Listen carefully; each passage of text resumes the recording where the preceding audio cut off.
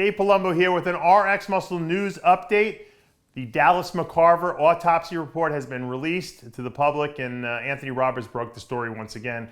Got to give him credit for that. And I've reserved judgment. If any of you have noticed over the last couple of months since his death, I never really said what I thought caused his death because I didn't know, and no one knew really. So it would have been foolish of me. I would have sounded like an idiot if I would have started, theorizing how Dallas McCarver died, and I wanted to wait for the autopsy report. Luckily for us, the autopsy report from West Palm Beach coroner's office there was actually pretty complete, unlike the Rich Piano one, which is completely missing a lot of stuff. This was very well documented.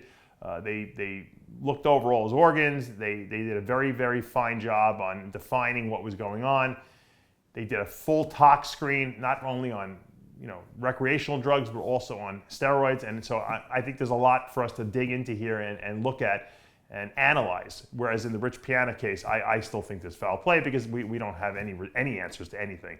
The official cause of death looks to be a heart attack, either caused by a blockage in his coronary arteries or some kind of an arrhythmia. No one's really saying what, but they're calling it a cardiac event.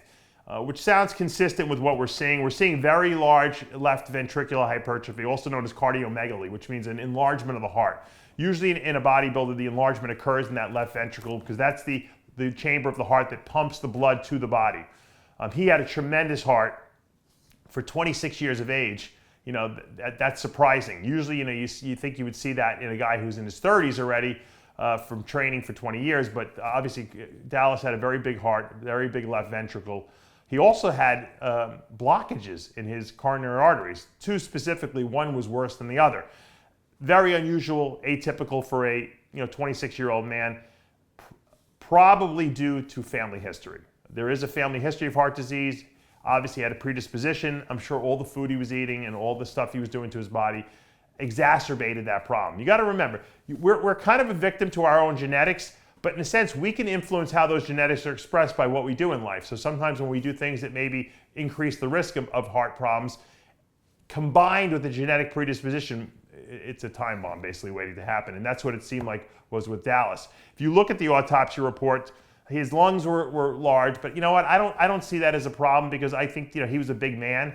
So I think that a large set of lungs is normal. His kidneys had minimal damage to them, but they were very large also. And I tend to believe that could either be due to two things. One, maybe slightly a little bit of high blood pressure, but I think also as being a big guy, I think that's normal. That's obviously not a cause of death. The increased size in heart can be a problem, and I'll tell you why. Because a lot of times when that left ventricular chamber gets bigger, the signal has a problem getting across the thickened wall of the heart. And if you have a predisposition for arrhythmias, if you take excessive stimulants or anything like that, you could cause an arrhythmia that your body can't pull itself out of. When an arrhythmia happens and the heart flutters, it loses its normal rhythm. And if it can't kick itself back into normal rhythm, that will cause instant death. So that might have been the case. They're not really saying what happened. They're calling it a cardiac event. Obviously, and I didn't realize this, but when Dallas passed out at the Arnold, Australia, back in March, he was having obviously respiratory problems. He had a respiratory infection, but he did follow up with his doctor when he got back home, according to this report, and he was referred to a cardiologist. They did not have the results of that cardiology report here. They were trying to reach out. It's interesting that at least this coroner actually thought enough, hey, let's go reach out to the cardiologist. It seemed like he was having some problems, possibly heart-related at that point.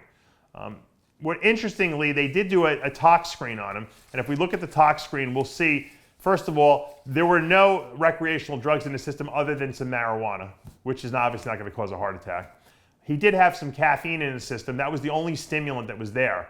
So there was no use of recreational drugs, no alcohol, nothing like that. And I think that was good. I mean, at least he was obviously living a pretty clean life in that sense. And that wasn't the cause of anything. As you can see, this is a pretty extensive tox screen. And so it kind of really shows that was not the cause. We can certainly rule that out. What was interesting on the autopsy findings was that he had a papillary thyroid carcinoma, which is basically, he had thyroid cancer.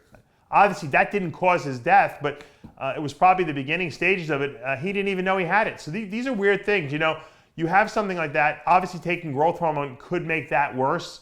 You know, whether that would have reared its head had he not passed away, obviously that would have been something he probably would have been dealing with in the future. Not a cause of death. So once again, we come back to what caused Dallas's death. It seems very consistent with the findings, and I think the coroner would agree that it was some kind of cardiac event due to the size of his left ventricle, okay, due to the fact that he had some blockages in the coronary artery, very severe in the left anterior descending one, which is interesting because, like I said, at 26, that's just not typical. So he could have had a heart attack. He could have had a blockage and a heart attack. He could have thrown an arrhythmia and had a heart attack, or I mean, it wouldn't really be a heart attack at that point. It would be an arrhythmia that threw him out of you know, his normal heart rhythm and caused his death. So we don't know exactly which event it was. It seems likely that it was heart related. And once again, there could be 100 guys that are his size and never have a problem, and then you put a family history of heart disease in there, okay, and it's like the perfect storm, and things just, you know, go downhill very quickly. And it's very sad because, like I said, everyone loved Dallas McCarver. Never heard a guy say a bad word about him. I know he had some close friends in Flex Lewis and Josh Lenardowitz, who were very, you know, obviously they were the closest to him probably there in Florida. And Aaron Singerman was obviously employing him over there at Redcon 1. And everyone was distraught when he passed. Now we have some answers at least. The message, guys, go to your cardiologist, man. You got to get checked out. You got to get your EKGs, your echocardiograms. You got to do your blood work. And you know what I suggest everyone does? Get a cardiac CT scan. This is new technology. It's available now way more than it has been. You go into the hospital, wherever they have the cardiac CT scan, they put a little dye in you, and they can look at your coronary vessels to see if they're open. You don't know. If you have a family history, or you may not even know if you have a family history, you could have a blocked artery, and you could be a walking time bomb as well. That's a problem. There's no reason why you shouldn't be diagnosed and know what you have going on in your body so that you can, you know, short circuit it before anything goes wrong. You know, if you have a bad arrhythmia, I have an arrhythmia, and I have a defibrillator. I've talked about this before.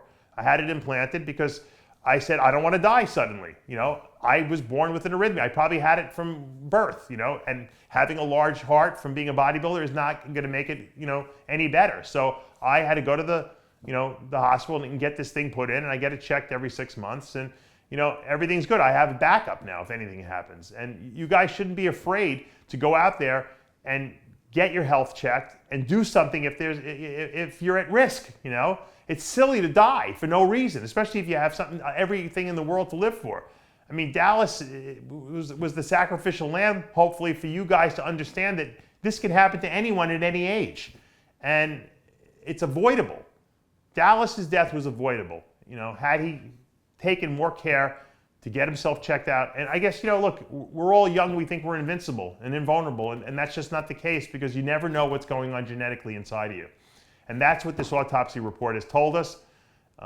Once again, I feel deeply for Dallas's family and his friends. And he's going to always be missed, and I'm sure we'll talk about him for years to come. This autopsy report, you know, is a message to you guys. It's not a terrible thing.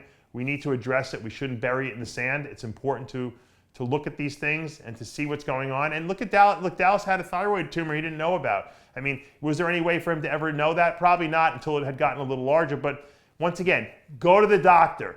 Don't put your head in the sand. I was terrible when I was competing. I never wanted to go to the doctor because I never wanted to know. But the truth is that knowledge is power, and it can help you avoid a disaster. I'm Dave Palumbo with an RX Muscle News Update.